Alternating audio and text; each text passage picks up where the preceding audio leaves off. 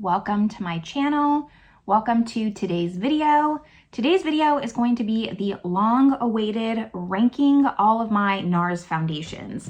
I have all 5 foundations that Nars has come out with, so I'm going to be showing you video footage of me applying the foundations, ranking them, talking about all the details, and including some swatches in today's video. So if that sounds good to you, if you like foundation videos, make sure you give this video a thumbs up. Subscribe if you haven't yet, but with all that, let's just get into this ranking.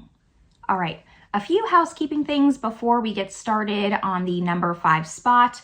I am wearing one of these foundations today. It is not the number 1, so I would love it if you left your guess down below on which one of the 5 that I'm wearing. But everything, all the makeup that I'm wearing is listed down in the description box.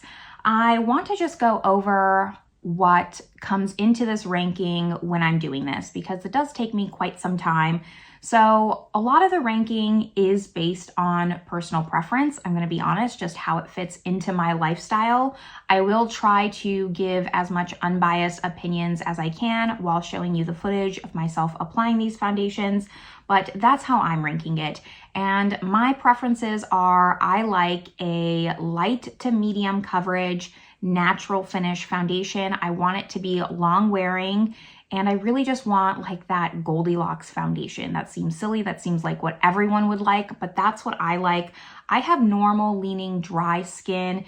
It can get a little dry depending on the season, but for the most part, I think that I have pretty normal skin.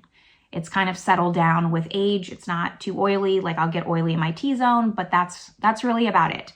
So that's what my preferences are.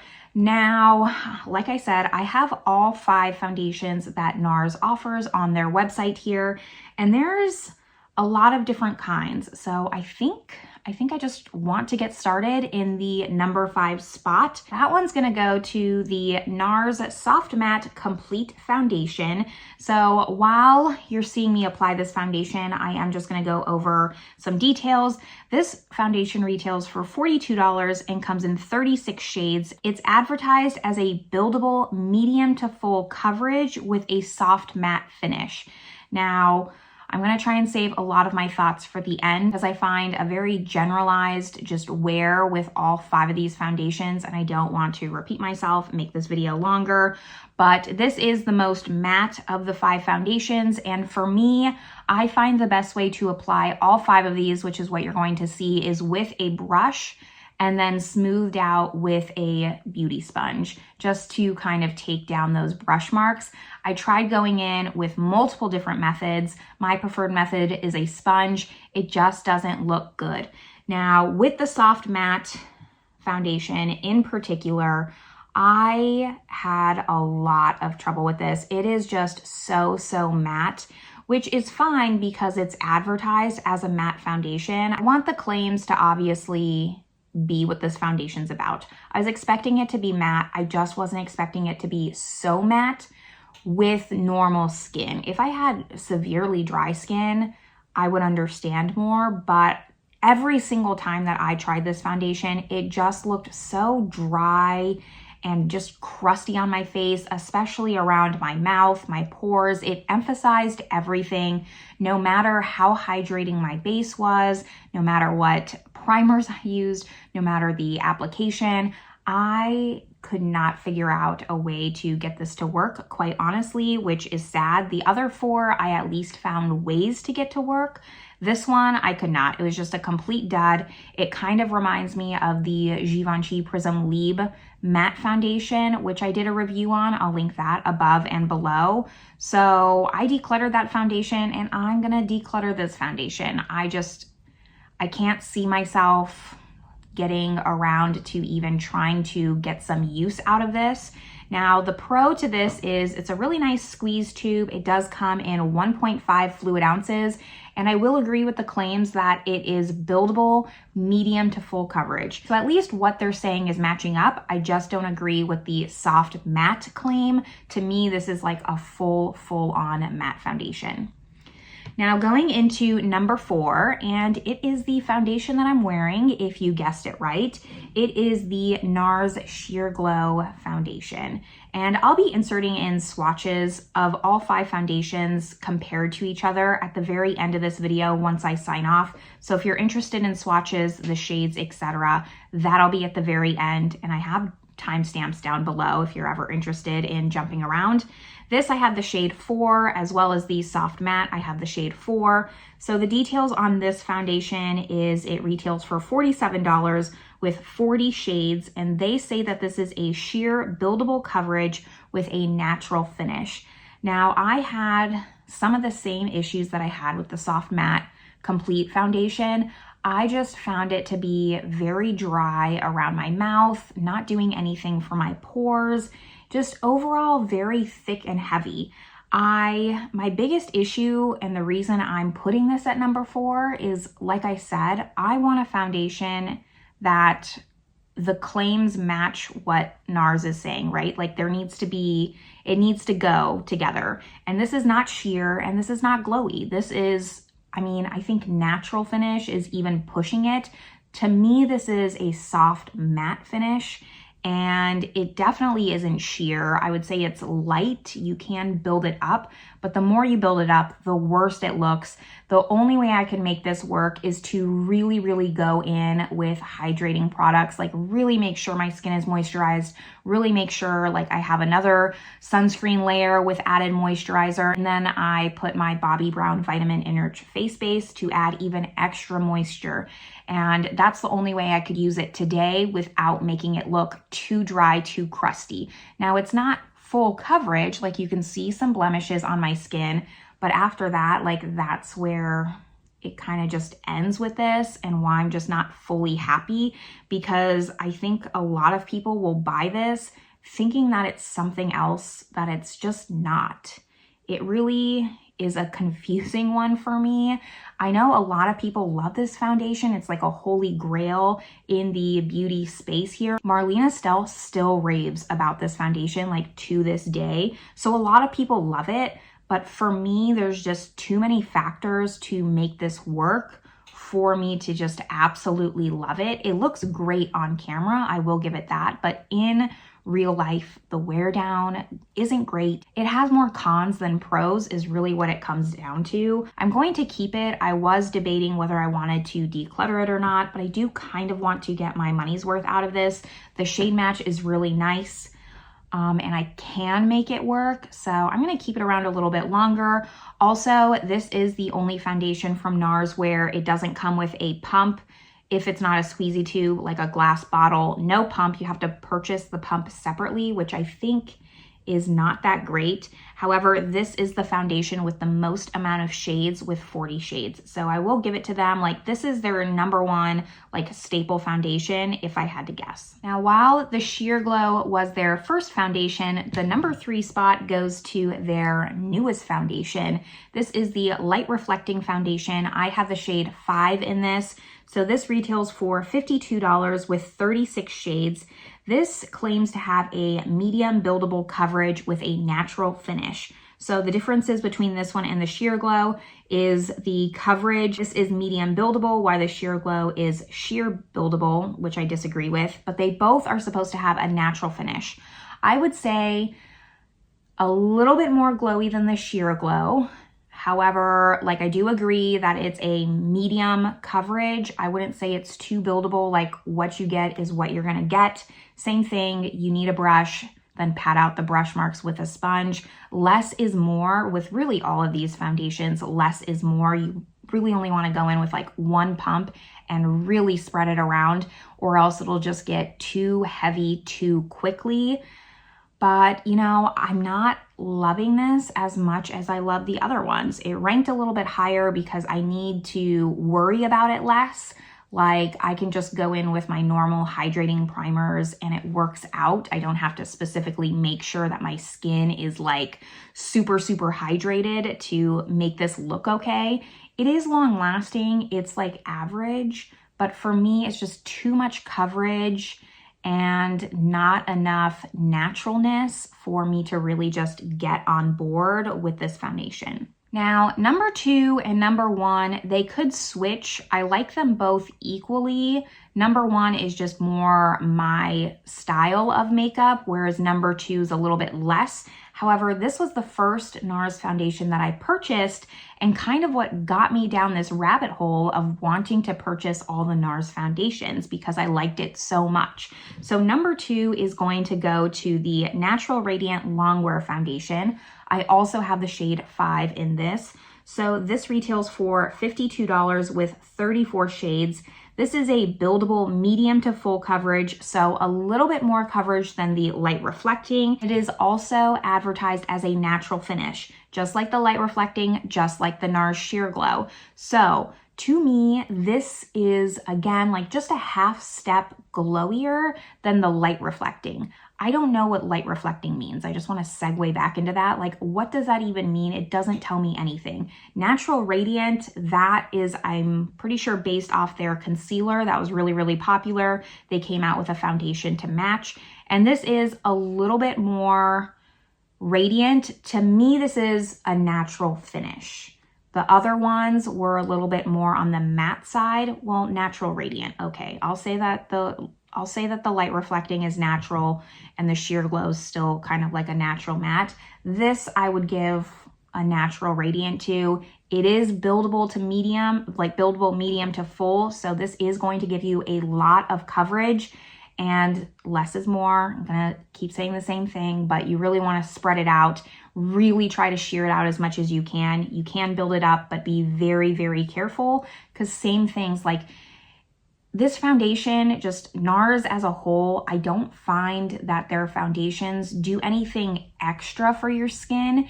It's really the primers that are going to do the skincare benefits, and this is just going to really blank you out and give you that coverage. It's not pore blurring. It doesn't, it doesn't enhance your pores, but it's not blurring them. It's just a foundation. It doesn't do anything more than that.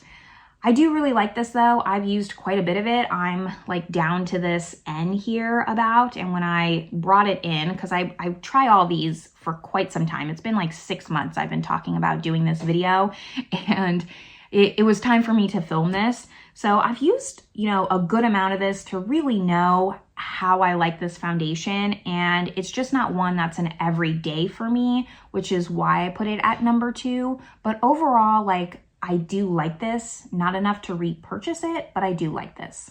And if you know all the Nars foundations, that only leaves one left. So the number 1 spot goes to the Pure Radiant Tinted Moisturizer.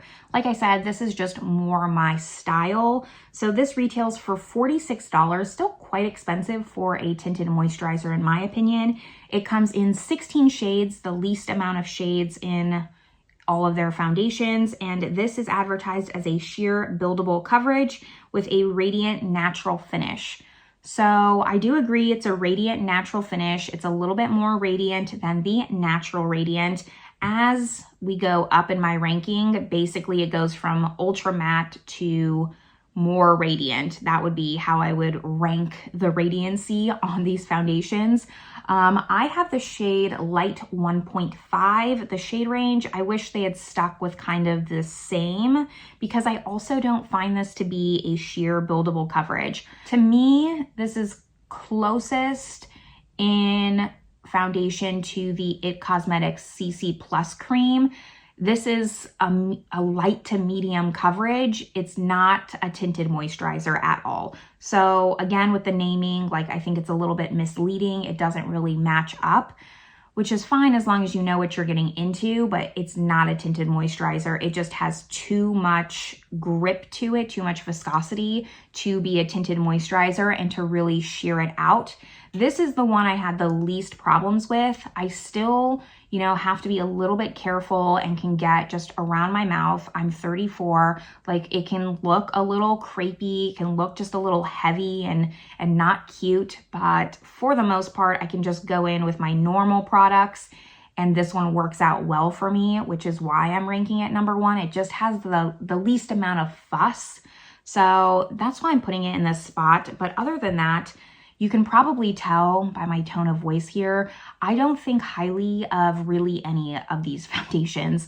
I wish it was a little bit more positive. I don't want to be fully negative, but I wouldn't recommend any of these to my best friend. And that's kind of how I view these rankings. Like, what would I recommend? And I wouldn't recommend any of them. I really want to be 100% sure when I'm recommending something that it's going to work for you. And I just don't see this working for a lot of people because I have normal skin and I'm having trouble. So if you've tried any of these foundations, of course, let us know your skin type and which one you like down below and how you make it work, because I would love to hear other people's opinions.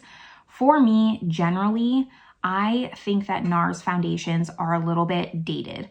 I think that back in 2015, 2016, kind of that peak beauty YouTube era, these were very popular. They look nice on camera, they do. But in real life, day to day, for me, they're just too heavy and too mask-like. It can be a full coverage, but it just doesn't look as natural as I would want it to. And I have other full coverage foundations that look a lot more natural and a lot more long wearing. Now, a few things I want to just touch on is the shade range. They come anywhere between 16 to 40 shades. So I think, you hear 40 shades, that sounds like a decent shade range. However, I find that the shades are just a little bit off as far as like the ones I've tried. Some of these I have in shade 4, some of them I have in shade 5. And I remember specifically when I purchased the Natural Radiant Foundation, the first one that I tried, I went into Ulta years ago and they shade matched me. I got back and everyone's was like, your foundation's way, way too light. You look like a ghost. I exchanged that foundation at least 3 times before settling on the shade 5. I had a very hard time shade matching myself. In my opinion, NARS foundations tend to run very warm.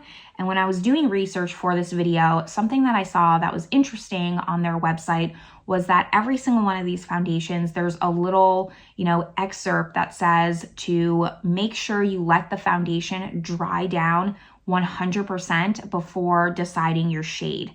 And that's when it clicked for me that this like oxidizes in reverse, because I'm wearing shade 4 today in the Sheer Glow. And I'll just pop up my swatch photo right now so you can see the different shades and what I have compared to each other if you're curious. The Sheer Glow in shade 4, it does apply very warm on my skin, but as it dries, it turns more neutral because 4 is advertised as a light with a neutral undertone. So I thought that was just important to mention because it's very true. You need to let this foundation dry to see its full undertone on what it is. Shade 5 is advertised as a warm undertone. It's like very, very warm. Every time I put it on, I'm like, okay, this is way too dark for me. I'm just gonna look very silly wearing this foundation. But then afterwards, I'm like, okay, I can make this work. It dries down a little bit less stark, so I can get away with 5 in the summertime. Like right now, end of winter, I'm really still a 4, and that's probably the best shade for me overall year round. But I just think that that's like a little unique. I've never had a foundation that like reverse oxidizes. It's very odd. You'll have to let me know if you think the same thing, but once I read that, it made more sense on why I've had such a hard time in the past matching myself to NARS foundations. Like I said, it's just, for me, it's a little bit dated. There's better foundations out there, and I don't see any of these working for dry skin, which is what's interesting to me, is because a lot of the YouTubers that I followed when NARS was really, really big, like I said, in 2015, they all had dry skin. So I'm wondering how they made this work. Even me being a normal skin type, having to like really add on the hydrating primers, I'm wondering how dry skin types make it work. I could see oily skin types liking this foundation and being okay with it because it is long wearing, it is matte, it will keep your oils at bay. And normally with oilier skin types, they tend to typically go for a higher coverage to really kind of lock everything in. So if you have oily skin, I would love to hear your comments on these Nars foundations. But I think that really wraps up this video. I'm gonna keep it kind of short. I know it was information packed, but you know, those are my thoughts on the Nars. I'm going to declutter the soft matte. Like I said, I went back and forth if I was going to declutter the light reflecting and the sheer glow. But overall, I think I'm gonna use them just for a little bit longer, try and like get my money's worth out of them. We'll see though, because really I have too many foundations and I should be using what I love rather than trying to get use out of ones that are just okay to me. After that though, this is a series that I do on my channel. I've done Dior, I've done Charlotte Tilbury, I've done Maybelline, and now NARS. I'm thinking that my next one is going to be Guerlain or Revlon, depending on if we want to go luxury or drugstore. So it helps me out if you tell me which foundation brand you're interested in, just seeing like a roundup, seeing all the differences between each foundation and hearing my opinions on them. That helps me out so I know which ones to test next, because it does take me quite a long time. I'm gonna have to start Guerlain now if I want it to be ready by like the end of the year. So let me know, but this is where I'm gonna leave you all. I hope you're having a great one, and I will see you in my next video. Bye everyone.